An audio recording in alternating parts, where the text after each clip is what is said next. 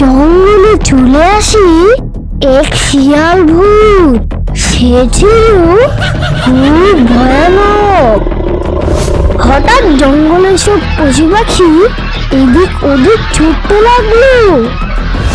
না, সবাই এভাবে দৌড়াচ্ছে কেন?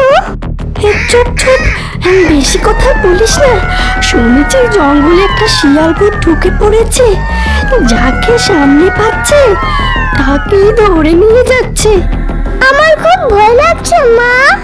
ওই শিয়াল ভূতটা যদি আমাদের ধরে নিয়ে যায়।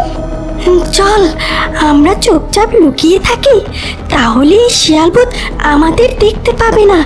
তবে মনে রাখিস, একদম শব্দ করবি না।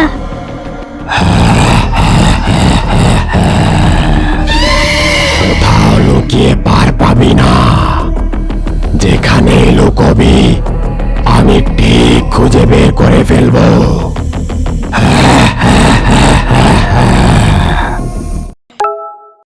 অরণ্যপাল জঙ্গলের সব পশু পাখি একসাথে মিলেমিশে থাকে।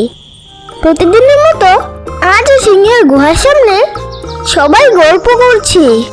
হা হা হা হা হা, তুমি যা বলেছো মিচকে। আচ্ছা যাই হোক, সবাই যেহেতু চলে এসেছে, তাহলে আজ সকাল সকালই চলো শিকারে বের হয়ে যাই। হ্যাঁ হ্যাঁ মহারাজ, আপনি ঠিকই বলেছেন। আমারও আজ সকাল সকাল অনেক খিদে পেয়ে গেছে। চলুন শিকারে যাওয়া যাক। তোমার কখন খিদে পায় না শুনে? সারাদিন তো শুধু খাই খাই করে কাটিয়ে দাও। একদম আমার খাবার নিয়ে কথা বলবে না, বলে দিলাম, না হলে কিন্তু ভালো হবে না। কেন কেন? আমি কি ভুল কিছু বলেছি নাকি? যা সত্যি আমি তো তাই বলেছি। মহারাজ, চিল কিন্তু আমার রীতিমতো অপমান করছে। তাকে সাবধান করে দিন, সে যেন আমার খাবার নিয়ে কোনো কথা না বলে। আহ, চিল মিচকে, তোমরা এই সকাল সকাল কি শুরু করলে? মহারাজ, আমি কিন্তু কিছুই করিনি। ওই বেটা চিল শুধু শুধু আমার পিছনে লাগছে। আমার আর খেয়ে দেয়ে কাজ নেই, আমি ওনার পেছনে লাগবো? তুমি সবসময় কাই কাই করো, আমি তো শুধু এটাই বলেছি। তা আমি এখানে কি ভুল কিছু বলেছি নাকি? এবার থামো তোমরা, অনেক হয়েছে। নিজেদের মাঝে এভাবে ঝগড়া করো না তো, অনেক বেলা হয়ে গেছে। এবার সবাই সবার মতো শিকারে চলে যাও। ঠিক আছে মহারাজ, কিন্তু আপনার কথা মতো এবারের মতো চুপ হয়ে গেলাম। পরে যদি কখনো চিল আমার খাবার নিয়ে কিছু বলে, তখন কিন্তু আমি আর সহ্য করব না। যা যা, দেখবো কি করতে পারিস। সত্যি কথা বললেই দোষ। এই দুনিয়া সত্যি কথার কোনো দামই নেই দেখছি। চলো রূপালী, আমরা নদীর দিকে যাই। তারপর চিল রাগে গজগজ করতে করতে রূপালীর সাথে নদীর দিকে চলে যায়। আর এদিকে মিচকে শিয়াল সিংহকে বলতে লাগে, মহারাজ, আজ কিছু বললেন না। সে কিন্তু আমার খাবার নিয়ে যা তা বলেছে। মিচকে, কি বাচ্চাদের মতো ঝগড়া শুরু করলে? নিজেদের মাঝে এভাবে ঝগড়া করলে হবে? আর তুমি তো জানোই, চিল সব বিষয়ে একটু বেশি বাড়াবাড়ি করে। তার সাথে খামুকা ঝগড়া করে কি হবে? তাই বলে সে আমায় নিয়ে এভাবে কথা বলবে? মিচকে, মাথা ঠান্ডা করো। আচ্ছা বেশ, এরপর থেকে যদি সে আর কিছু বলে, তাহলে আমি তার বিচার করব। এখন চলো শিকার করে আসি। ঠিক আছে মহারাজ, তাহলে চলুন। তারপর মিচকে শিয়াল ও সিংহ শিকারের জন্য বেরিয়ে পড়ে। আর এদিকে হঠাৎই অরণ্যপুর জঙ্গলে প্রবেশ করে এক শিয়াল ভূত। সেই জঙ্গলের এদিক ওদিক ঘুরতে থাকে। বাহ, এই জঙ্গল তো দেখছি বেশ সুন্দর। খাবার দাবার, পশু পাখি, কোনো কিছুরই দেখছি অভাব নেই। যাক, ভালোই হলো। জীবনের বাকি কয়টা দিন এই জঙ্গলেই কাটিয়ে দেব, তাহলে আর খাবারের চিন্তা করতে হবে না। এই জঙ্গলের পশু পাখি মেরে বেশ ভালোভাবেই দিন কাটানো যাবে। যাই, ওই দিকটা থেকে ঘুরে আসি, দেখি কিছু পাই কিনা। বেশ খিদে পেয়েছে। তারপর শিয়াল ভূতটা সেখান থেকে চলে গেল। আর এদিকে চিল ও রূপালী তাহলে রূপালী, তুমি নদীতে যাও। ঠিক আছে চিল ভাই, আমি তাহলে যাই, বেশ কিছু মাছ ধরে নিয়ে আসি, তারপর দুজন মিলে সেগুলো খাবো। ঠিক আছে ঠিক আছে, যাও তাহলে। এদিকে জঙ্গলের মাঝখানে মিটকে শিয়াল ও সিংহ দাঁড়িয়ে কথা বলছে। মহারাজ, আমি তাহলে নদীর ওই দিকটা ঘুরে কিছু বনমুরগি নিয়ে আসি। আপনি এইদিকে দেখুন কিছু শিকার করতে পারেন কিনা। ঠিক আছে, তাহলে তুমি যাও, আর আমিও দেখি কোনো শিকার পাই কিনা। তারপর সিংহ ও শিয়াল দুজনে দুদিকে চলে যায়। আর এদিকে সে শিয়াল ভূতটা নদীর পাড়ে চলে আসে। আরে বাহ, ওই তো একটা শিকার দেখা যাচ্ছে। ওই বেটা চিলকে দিয়েই আজ আমি আমার ভোজ সারবো। যাই, এবার চুপি চুপি পিছন থেকে বেটাকে ঝাপটে ধরি। তারপর শিয়াল ভূতটা আস্তে আস্তে চিলের পিছনে আসতে লাগলো। আর চিলও মনের সুখে বসে বসে গুনগুন করছিল। সেই শিয়াল ভূতটা যখন চিলের একেবারে কাছে চলে আসে, ঠিক তখনই মিচকে শিয়াল চিৎকার করতে লাগলো। চিল ভাই, চিল ভাই, এক্ষুনি সেখান থেকে পালিয়ে যাও, তা না হলে শয়তান শিয়াল ভূত তোমায় ধরে ফেলবে। হঠাৎ মিচকে শিয়ালের এমন কথা শুনে চিল সাথে সাথে সেখান থেকে উড়ে গেল। আর মিচকে শিয়ালের আচমকা এমন চিৎকারে আশেপাশের সব পশু পাখি সেখানে জড়ো হয়। ওরে বাপরে, এটা কি হলো? এই মিচকে শিয়ালটার জন্য যে আমার শিকার হাতছাড়া হয়ে গেল। এখন আবার সব পশু পাখিও দেখছি এখানেই আসছে। না না, এখানে আর থাকা যাবে না, এক্ষুনি এখান থেকে পালাতে হবে। এই কথা বলে শিয়াল ভূতটা যে সেখান থেকে পালাতে যাবে, ঠিক তখনই সিংহ মহারাজ তার সামনে চলে আসে এবং বলে, কোথায় পালাবি শয়তান? আমার জঙ্গলে এসে আমার প্রাণীদের শিকার করা? আজ তোর একদিন কি আমার একদিন। সিংহ একথা বলে শিয়াল ভূতের পথ আটকে দাঁড়ায়। আর ততক্ষণে বাকি পশু পাখিরাও শিয়াল ভূতকে চারপাশ থেকে ঘিরে ফেলে। ওরে বাপরে, সিংহরাজ, এবারের মতো আমায় ক্ষমা করে দিন, আর কোনোদিন এই জঙ্গলে আসবো না।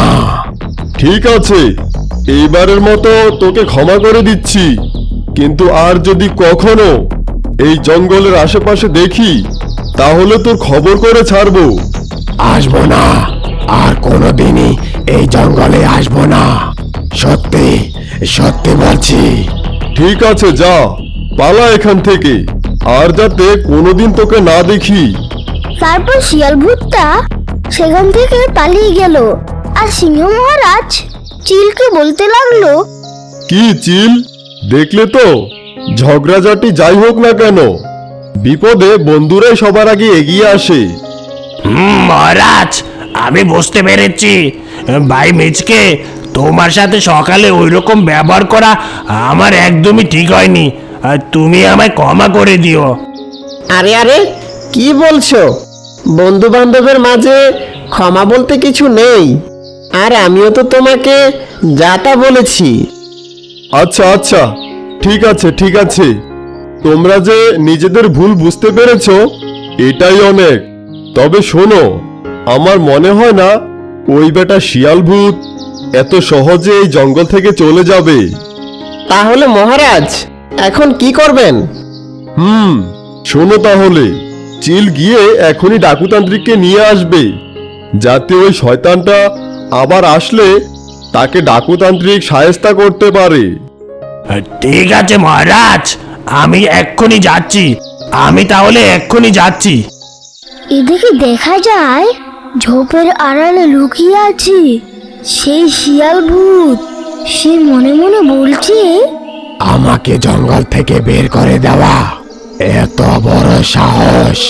শুধু সেখানে বেশি পশু পাখি ছিল বলে আমি কিছুই করিনি।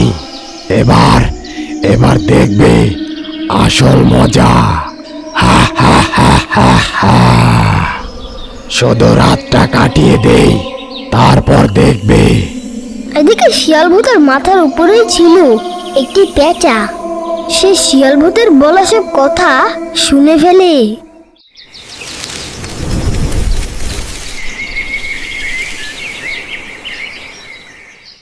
সকালে ঘুম থেকে উঠে সব পশু পাখি সিংহ মহারাজের গুহার সামনে আসে।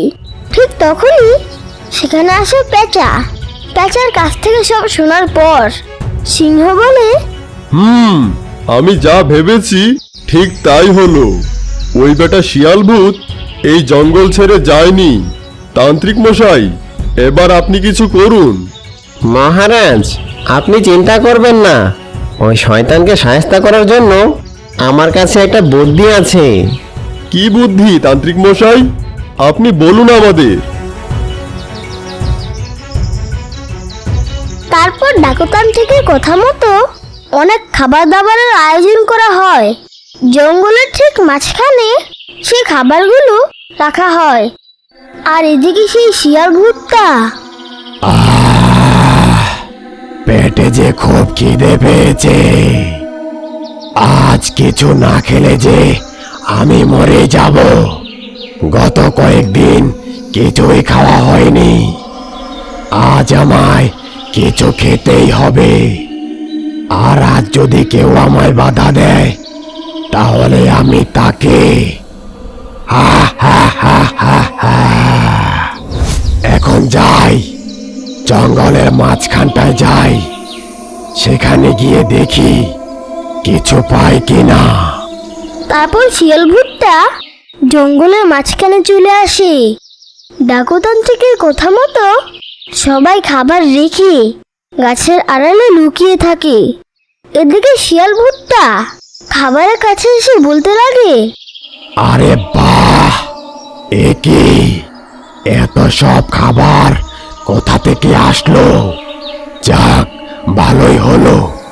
খিদের জ্বালায় মরে যাচ্ছিলাম। এবার কিছু খেয়ে নেই। এই কথা বলে শিয়াল ভূত কিছু খাবার মুখে নিতেই ওরে বাপরে, এটা কি ছিল? আহ! আমার আমার পুরো শরীর জ্বলে গেল। আহ! বাঁচাও, কেউ আমাকে বাঁচাও, জ্বলে গেল।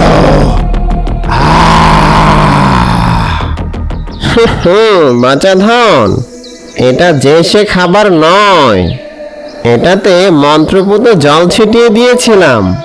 এবার বুঝবে কত ধানে কত চাল। হয়তো আপনি জানেন না। আপনি যদি আমাদের চ্যানেলটি সাবস্ক্রাইব করে আপনার নাম কমেন্টে লেখেন, তাহলে আপনার নাম আমাদের ভিডিওতে দেখানো হয়। হ্যাঁ হ্যাঁ, সবাই জানে। এবার আমাকে বলতে দাও। হ্যালো বন্ধুরা, তোমরা নিশ্চয়ই জানো আমাদের কার্টুন ভিডিওতে তোমাদের নাম দেখানো হয়। ভিডিওতে আপনার নাম দেখতে চাইলে শুধু নাম লিখলে হবে না। আমাদের কার্টুন চ্যানেলটি এক্ষুনি সাবস্ক্রাইব করে নিন।